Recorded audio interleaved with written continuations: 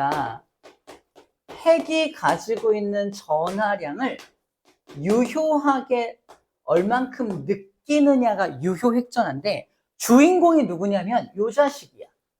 안에 있는 전자들이 아니라 맨 바깥에 있는 전자. 우리가 방금 배웠던 것 중에 하나 뭐지? 원자가 전자입니다. 유효핵전하가 너 얼마 느껴? 이거 항상 물어보는 애가 누구냐면 원자가 전자한테 물어봐. 왜냐하면 안에 있는 놈들은 얘를 그대로 느끼거든. 예를 들어 얘가 플러스 4야. 얘한테 물어봐. 야, 너가 느끼는 유효핵전하가 얼마야? 거의 플러스 4입니다. 가까이 있으니까. 근데 얘한테 물어보면 너는 플러스 4가 너를 땡길 텐데 너는 얼만큼 느껴? 그럼 뭐라 할까? 멀리 있을 뿐더러 안쪽에 있는 전자들이 얘를 밖으로 밀어요. 방해합니다. 플러스 4를 다 못 느끼게 방해를 해. 왜 방해하냐면 플러스는 마이너스를 일로 땡기죠. 하지만 이 마이너스가 여기 껴있으면요. 일로 밀 거 아니야. 그치? 그래서 마이너스들이 얘가 느끼는 유효액전하를 방해합니다. 그래서 플러스 4를 온전하게 느끼지 못해. 정리하면 너가 느끼는 유효액전하가 얼마야? 나 플러스 2.5밖에 못 느껴. 그래 제가. 왜? 얘네들이 방해해. 그죠? 안에 있는 놈들이 방해하고 같은 껍질에 있는 요 전자도 얘를 일로 밀어요. 그죠? 이 안에 있는 전자와 같은 껍질에 있는 전자들이 다 자기를 방해해.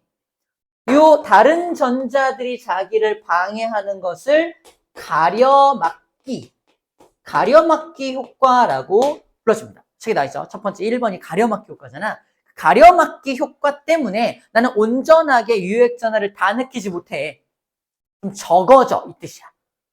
가려막기 효과는 안쪽 전자 껍질에 있는 놈들과 같은 전자 껍질에 있는 전자 중에 누가 더 큰 영향력을 발휘하냐면 안쪽의 것들이 방향상 일로 밀어버리니까 더 큰 영향력을 발휘합니다. 안에서 나를 방해하는 가려막기 효과가 더 크다라고 기억하면 돼요. 같은 껍질에 있는 건 아주 미약하게 어쨌든 가려막기 효과가 있긴 하지만 얘보다는 좀 미약하다라고 정리하면 돼요. 그래서 원자과 전자가 실제로 느끼는 전하량을 실제로 느끼는 핵의 전하량을 유효핵전하다라고 불러줍니다. 그래서 정리된 표를 보면은 이렇게 느끼는 거야. 수소한테 물어봐. 야 수소 너는 핵전하가 1이잖아. 네가 느끼는 원자과 전자 너가 느끼는 유효핵전하가 얼마야? 1! 왜? 방해하는 게 있어 없어? 얘는 방해하는 게 없잖아. 그래서 얘는 1을 그대로 느끼는 거야. 근데 헬륨한테 물어봐. 야 너는 핵전하가 2잖아. 근데 네가 느끼는 유효핵전하 얼마야? 나 1.7. 왜죠? 같은 껍질에 있는 요 전자가 방해하고 있잖아. 가려막기 효과가 있는 거야. 그죠? 더 심한 거. 바로 산소한테 물어봐. 산소에 있는 요 원자과 전자한테 야 네가 느끼는 유효액전하가 얼마야? 플러스 8 느껴? 아니 4.5밖에 못 느껴. 왜죠? 안쪽에 무려 전자 2개가 방해하고 있고 같은 껍질에 무려 전자 5개가 자기를 방해하고 있어. 맞죠? 그래서 많이 느끼지 못하는 거야. 유효액전하가 팍 줄어드는 걸 볼 수가 있습니다. 보이나요? 이런 걸 유효핵전하라고 불러줍니다. 그래서 여기 나와있죠? 전자가 실제로 느끼는 핵전하를 뭐라고 한다? 유효핵전하라고 하자라고 한 겁니다. 유효핵전하. 이 유효핵전하가 앞으로 우리가 배우는 원소의 주기적 성질을 결정하는데 가장 큰 영향력을 발휘하게 됩니다. 어떤 영향력을 발휘하는지를 보기에 앞서서 방금 배운 유효핵전하의 특징을 그래프로 정리한 거예요. 이거는 간단하게 말해서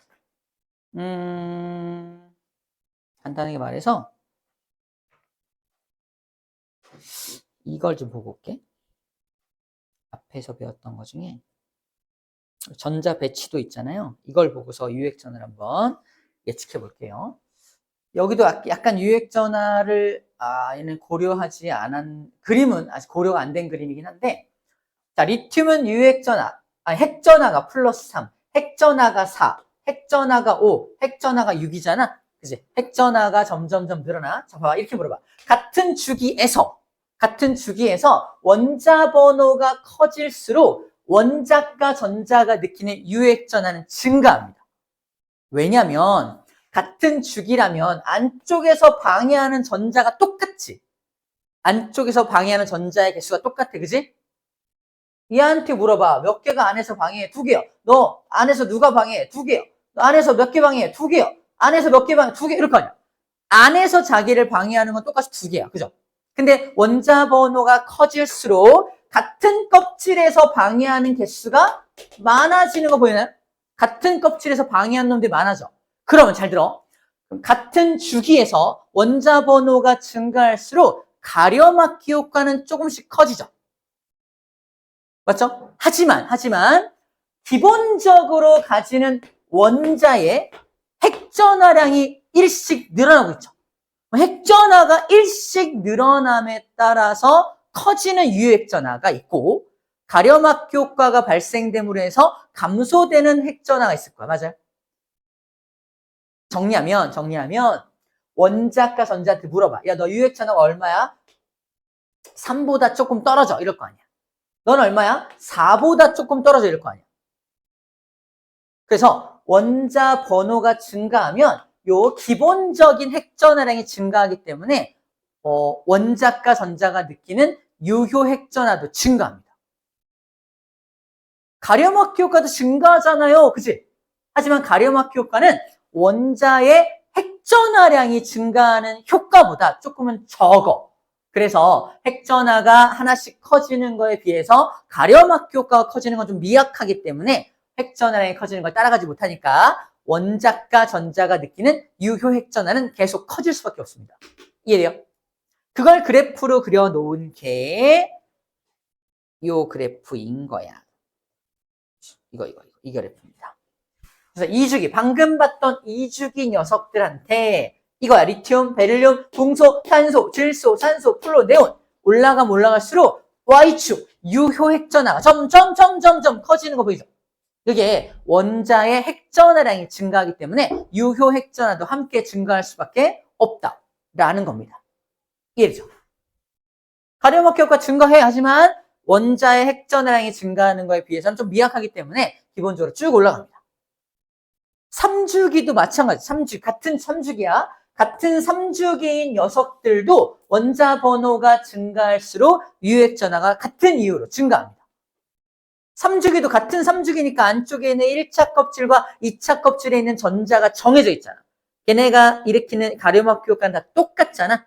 그래서 원자과 전자가 느끼는 유효 핵전하량은 원자의 기본적인 핵전하량이 증가하기 때문에 유효 핵전하도 점점 커진다는 겁니다. 우리가 엄청 헷갈리는 건 뭐냐면 이런 걸 헷갈려 해요. 다시 봐봐. 괜히 했다.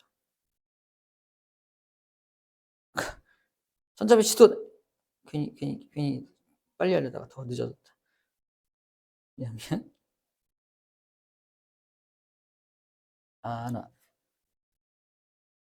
뭐야 이렇게 느려. 그치? 왜냐면 여기 있다. 이 몇 페이지야? 115쪽이구나. 기억해야겠다. 자, 2주기 녀석들이 느끼는 유핵 전하가 3에 가깝게, 4에 가깝게, 5에 가깝게 막 느낄 거 아니야. 점점 커질 거고요. 3주기의 녀석들은 11에 가깝게, 12에 가깝게 막 느낄 거 아닙니까? 느껴갈 거야. 유핵 전하가 커질 거야.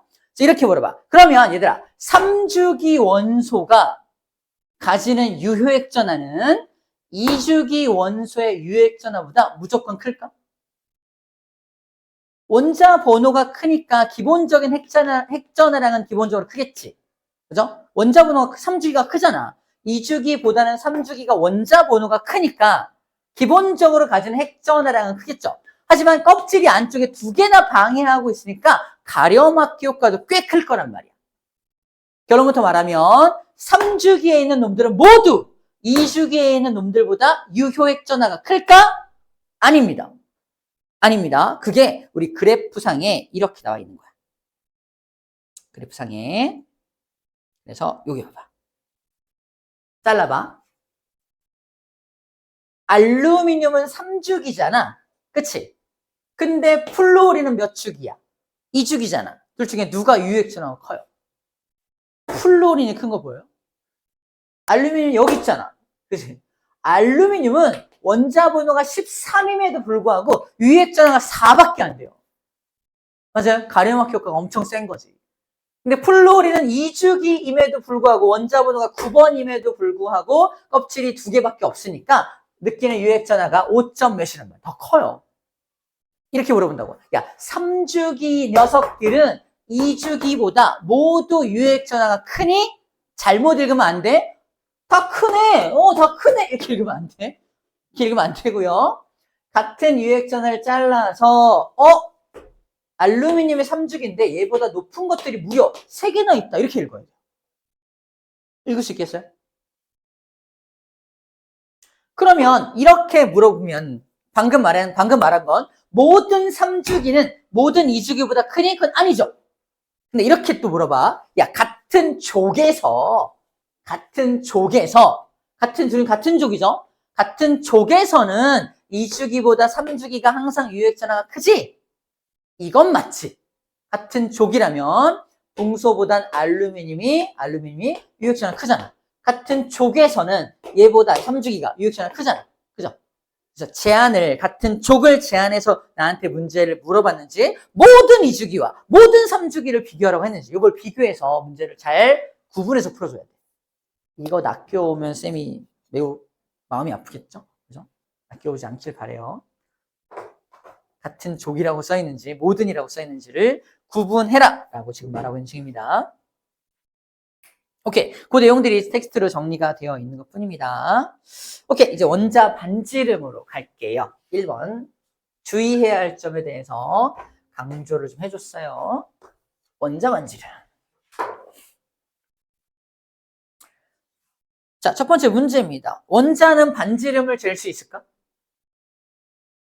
원자의 구조를 떠올려봐. 원자는 가운데 원자핵이 있고 전자가 빈 공간을 마구 돌아다니고 있죠.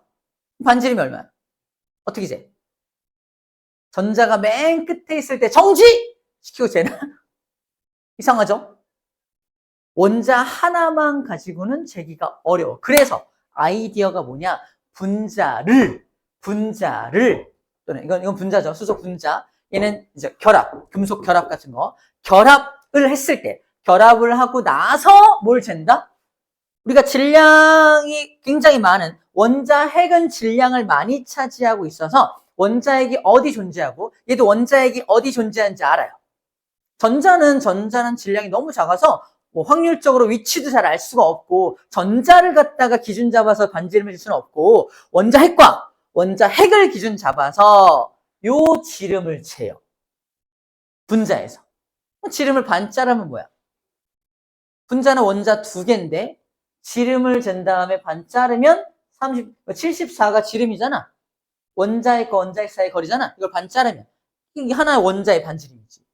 자, 이런 식으로 원자의 반지름을 잴 수 있다라고 지금 말하는 거야. 아이디어를 좀 내면 원자의 반지름을 잴 수 있어. 지금부터 원자들의 반지름을 비교할 거야. 이 방법으로 원자의 반지름을 잴 수 있는데 지금부터 우리가 그동안 배웠던 원자들의 반지름을 예측해 볼 거야 라고 지금 얘기하는 거야. 금속 결합 물질도 마찬가지로 금속 결합을 하고 있는 이 원자들의 지름을 잰 다음에 반지름을 잴 수 있다라고 말하는 중이야. 그래서 어떤 결합이 형성돼 있다면 원자 반지름을 잴 수 있어 라고 지금 말하고 있는 겁니다. 자, 그럼 이걸 봅시다. 리튬, 베릴륨, 붕소, 칼슘 몇 주기죠? 2주기죠? 2주기죠. 원자번호 몇 번? 쭉쭉쭉 몇 번 말해봐. 원자번호 3, 4, 5, 6 보이나요? 3, 4, 5, 6이죠. 2주기 3, 4, 5, 6번이야. 그래서 3, 4, 5, 6번이라서 여기 원자 핵이 가지는 핵전하, 이거 유핵전하 아니야? 핵전하량이 3, 4, 5, 6 보이나요? 핵전하량이 3, 4, 5, 6이야. 그때 여기 있는 원자과 전자가 느끼는 유효 핵전하를 알 수 있겠죠? 떠올릴 수 있겠죠? 유효핵전하는 점점 증가할 거 아니에요. 맞죠? 유효핵전하는 증가하죠. 그래서 잘 봐. 원자의 크기는 안에서 세게 잡아당기면 안으로 쭉 빨려 들어가서 크기가 작아지는 거야. 그래서 잘 봐. 원자 번호가 증가할수록 원자의 크기는 작아지고 있죠. 보여요? 왜 작아져? 그럼 뭐라고 해야 돼? 유효액 전하가 커지기 때문입니다. 라고 말하면 돼요. 유효액 전하가 커지니까 더 세게 잡아당기니까 원자의 크기가 점점 작아지게 되는 거지. 보이나요? 그래서 같은 주기에서는 원자 번호가 커질수록, 잘 들어. 같은 주기에서는, 제안을 할 거야. 같은 주기에서는 원자 번호가 커질수록 원자 반지름은 작아집니다. 맞나요? 이해돼요? 그래서요. 이 그림이 떠올라야 돼. 이 그림이 머릿속에 탁 들어있어야 돼. 그래서 원자 번호가 증가할수록 원자 반지름이 점점 작아지는 걸 볼 수 있습니다. 예외는 없어요. 자, 원자 번호가 증가할수록 유효액 전하가 점점 커지니까 원자 반지름은 점점 작아질 수밖에 없다고요. 예외가 아직 없어요. 예외 없습니다. 그래서 아직은 어려운 게 없어. 예외라고 쓰는 게 5번에 하나 있죠. 우리 이번 시험 범위에서 예외가 딱 하나 나와요. 이온화 에너지에서 예외가 나오거든요. 그 예외만 조심하면 되고 나머지는 그냥 원리 원칙 그대로 갑니다. 원리 원칙 그대로 가니까 어려운 거 없이 예측할 수 있어요. 한 번만 딱 폼을 딱 잡아놓으면 돼요. 자, 이제 같은 주기를 봤다면 같은 족을 같은 족. 수소, 리튬, 나트륨, 칼륨. 몇 족이죠? 몇 족이죠? 첫 번째 족 1족이죠. 1족. 1족에 1주기, 2주기, 3주기, 4주기죠. 주기 어떻게 할 수 있지? 껍질이 하나, 껍질이 2개, 껍질이 3개, 껍질이 4개. 문제입니다. 수소, 리튬, 나트륨, 칼륨, 그럼 가면 갈수록 가려막기 효과 겁나 커지겠죠. 맞죠? 왜 껍질이 많아지잖아. 하지만 족에서, 잘 봐. 같은 족에서 원자 번호가 증가한다는 건 무려 8개씩 원자 핵의 전하량이 증가하는 거야. 무려 8개씩 증가하는데 가려막기 효과도 같이 증가하고 있지. 둘 중에 누가 더 큰 영향력을 발휘한다? 당연히 핵 전하량이 8개씩 커지는 게 더 큰 영향력을 발휘해. 무슨 말이야? 그래서 얘로 갈수록 유효 핵 전하는 증가하는 게 맞아. 맞죠? 하지만 뭐가 증가해? 유효핵 전하가 전체적으로 요 핵 전하량이 엄청 커지니까 유효핵 전하가 증가하는 건 맞는데 껍질이 많아지죠. 바로 껍질은 물리적으로 껍질이 커지고 껍질이 늘어난다는 건 물리적으로 아무리 세게 잡아당겨도 껍질이 많아지는 걸 이기지 못한다고 생각하면 돼요.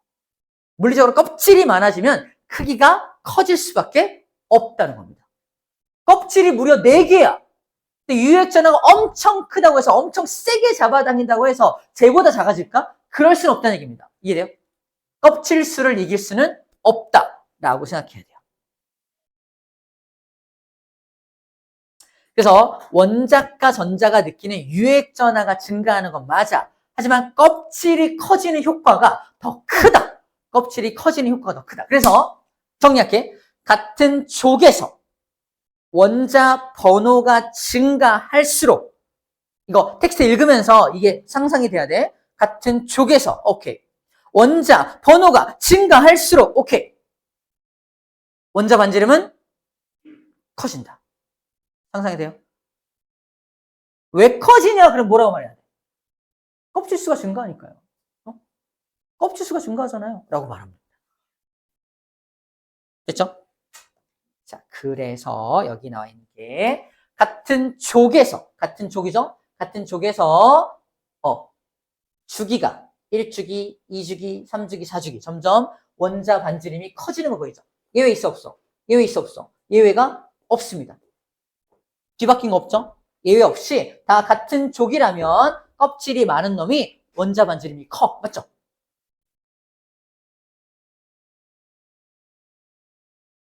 근데 이렇게도 물어볼 수 있어요. 그러면 3주기 원소들은 모두 2주기보다 원자 반지름이 크니? 아닌 것도 있어요. 이게 3주기잖아. 3주기인 녀석 중에 인 봐봐. 2주기인 녀석 중에 리튬 봐봐. 누가 더 커요? 리튬이 더 커요. 보이나요? 그러니까 모두를 놓고 비교하면 아닌 것도 있어, 그죠? 그러니까 이 표를 보고서 아까 똑같아. 잘라. 150에서 잘라. 자르면 2주기인 리튬이 3주기인 요 놈들보다 훨씬 반지름이 큰 걸 알 수 있다고. 껍질이 작은데 어떻게 가능합니까? 껍질이 작지만 유효액전도 작아서 전자를 많이 안 당기니까 부풀어 있단 말이에요. 다른 것들은 껍질은 많지만 세게 잡아당기니까 리튬보다 더 작아질 수 있다는 얘기야. 다시 말해서 야 껍질만 많으면 무조건 작니? 무조건 커지니? 껍질만 많으면 무조건 커지니? 그것도 아니라는 거야. 껍질이 많더라도 유액전하가 엄청 크면은 2주기보다 작아질 수 있다고 말하는 거야. 이해돼요? 콧물이야 코피야. 자, 그래프를 읽는 방법에 대해서 지금 이야기하는 중입니다.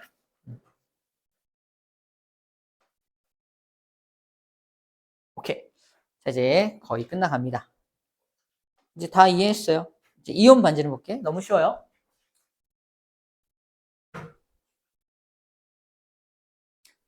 간단하게 들어볼게요. 봐봐. 나는 나트륨이야. 현재 불안정하죠.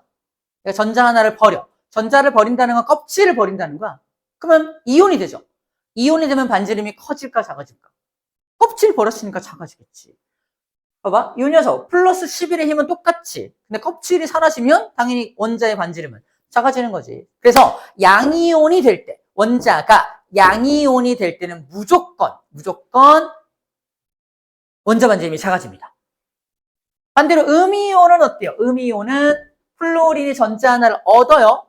그러면 어떻게 될까? 자, 정식으로는 이렇게 말해요. 봐봐. 전자가 들어왔어. 어떻게 돼요? 전자와 전자들이 서로 반발력을 일으켜서 이렇게 늘어나는 거야. 그래서 원자 반지름이 커집니다. 근데 이걸 우리 약간 모식적으로 이렇게 이해할 수 있어요. 잘 들어봐. 우리 5명이서 수건 돌리기 게임을 하고 있어요. 수건 돌리기 안 해? 이렇게 쭉 앉아가지고 막 나 놀까 말까 안 할게. 아무튼 그래서 오늘 남자들만 데리고 하기 힘드네요. 그래서 그런데 한 명이 더 껴달래. 수건 돌리기 껴달래. 5명이 옹기종기 앉아있는데 어떻게 해야 돼? 아이씨. 살짝 밀어서 껴주잖아. 그런 느낌이야. 전자가 들어오려면 이렇게 넓혀줘야 돼. 그죠? 그런 느낌으로 하나가 들어오면 넓혀주고 있는 모습이야. 그래서 이온이 되면, 원자가 음이온이 되면 원자 반지름은 커진다. 맞나요? 정리하면, 양이온은 이온이 되면 왜 원자 반지름이 작아져? 얘는 껍질이 사라지니까. 음이온은 왜 음이온 될 때 원자 반지름이 증가해? 전자들 간의 반발력 때문에 라고 말하면 돼요. 키워드야. 껍질 사라진다는 키워드고요. 얘는 반발력 때문에 라는 게 키워드입니다. 키워드를 정리를 해볼까요? 반발력, 껍질수 감소, 이게 키워드죠. 이렇게 말할 수만 있으면 됩니다. 됐나요?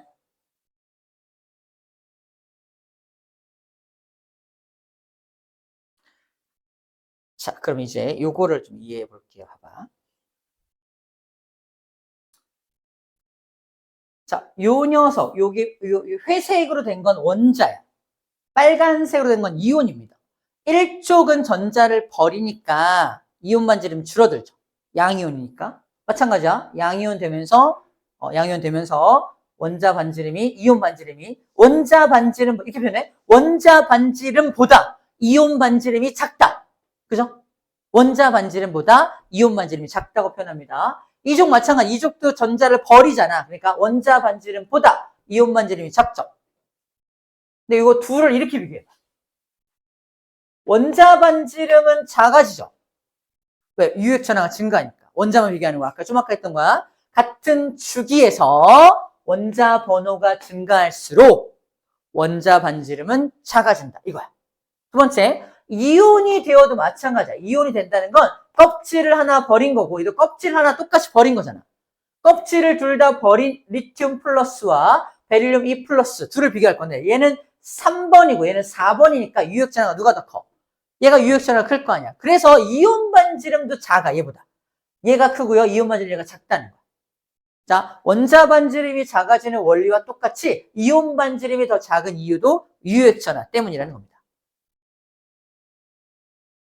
근데 음이온이 되면 이온 반지름보다 원자 반지름보다 이온 반지름이 커지죠. 반발력 때문에. 원자 반지름보다 이온 반지름이 커집니다. 근데 봐. 원자 반지름은 73에서 71로 줄어들죠. 맞죠? 이온 반지름끼리만 비교해도 유액천화 때문에 140, 140 줄어드는 거 맞죠? 맞죠? 유액천화 커지니까 조금 작아지는 거야. 자, 근데 이렇게 하면은 이해가 되는데 이렇게 물어봅니다. 어떻게 물어보냐면 다시 115쪽 가보자. 잘 찾지 이제. 기억해야 돼. 암기의 중요성. 봐봐. 리튬부터 주르륵 해서 네온까지 올 때 여기는 지금 다 똑같이 그려놨죠. 근데 우리는 알고 있어야 돼. 점체가 더 크고 점점 작아지는 모습으로 그려야 됩니다. 그래서 잠깐 그리면 얘가 엄청 크고요. 점 작아지는 모습으로 그려야 돼요. 원자 반지름은 이렇게 그려지는 거야. 맞죠? 예외 없이. 근데 이온 반지름을 그려라 그러면 봐봐. 이온 반지름은요. 얘는 작아지죠. 맞죠? 얘도 작아지죠. 얘도 작아지죠. 그죠? 얘는 전자를 버리거나 잃느냐에 따라서 달라질 수 있는데 여기 봐봐. 얘는 그러면 이온 반지름도 점점 작아질까요? 아니야. 음이온이 되는 순간부터는 이온 반지름은 터진다니까? 여기 잘못했다. 이온 반지름은 터진다니까? 이거 이해돼요? 시험 문제 이렇게 물어본다. 시험 문제 봐봐. 시험 문제야. 원자 반지름 같은 주기에서 잘 봐. 같은 주기에서 원자 반지름은 원자 번호가 증가할수록 작아진다. 이건 맞는 말. 다시 같은 주기에서 원자 반지름은 원자 번호가 커질수록 점점 작아진다. 맞죠? 이게 문제야. 시험 문제. 같은 주기에서 이온 반지름은 원자 번호가 증가할수록 점점 작아진다. 아니죠. 여기까지는 작아지지만 음이온 되면 더 커지잖아. 그러므로 양이온, 음이온이 갈라지는 순간부터는 오히려 원자 반지름이 커지기 때문에 그 주기성이 딱 맞아 들어가지 않는다고요. 무슨 말인지 알겠죠? 그런 것들 텍스트를 잘 읽어야 구분할 수 있다고 말하는 거야. 이온 반지름을 물어보는 건지 원자 반지름 물어보는 건지 정확하게 구분하고 풀어주어야 한다고 지금 이야기하는 중입니다. 마지막 등전자 이온만 하면 되겠네요.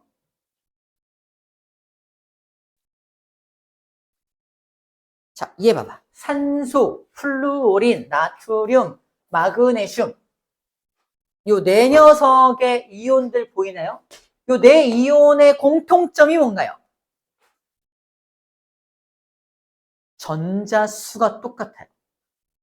맞죠? 산소가 원자번호 8번이니까 원래 전자 8개였죠. 근데 E-가 됐으니까 전자 몇 개 얻어온 거야? 2개 얻어온 거야. 전자 10개. 플루오린 1-, 10개. 마그네슘, 나트륨 11개인데 전자 하나 버렸죠. 10개. 마그네슘 12개인데 전자 2개, 10개. 모두 네온과 같은 전자 배치를 가진 녀석들이야. 모두 네온과 같은 전자 배치를 가졌다는 건 전자 껍질의 개수가 모두 똑같아요. 이 네 녀석은 두 녀석은 양이온, 두 녀석은 음이온이지만 결국 이온이 되면서 가지게 되는 전자수가 똑같죠. 전자수가 똑같아서 체크, 등전자 이온이라고 불러줍니다. 전자수가 똑같은 이온들이야. 전자수 똑같으면 끝난 거야. 전자수가 똑같으면 껍질이 똑같아요. 껍질의 모습이 똑같아. 2개씩 가지고. 껍질의 모습이 똑같은데 그럼 이 이온 반지름을 결정하는 건 그러면 유일하게 뭐만 이온 반지름을 결정할 수 있다? 유효 핵전하가 이온 반지름을 결정하는 거야. 전자가 다 똑같이 들어있는데 누가 크냐, 누가 작냐를 비교할 때는 안에서 누가 세게 잡아당기냐가 중요하겠지. 그래서 원자 번호가 큰 요 자식이 제일 작아요. 등전자 이온에서 그래서 원자 번호가 커질수록 유효 핵전하가 크니까 이온 반지름은 작아집니다. 라고 말하는 거야.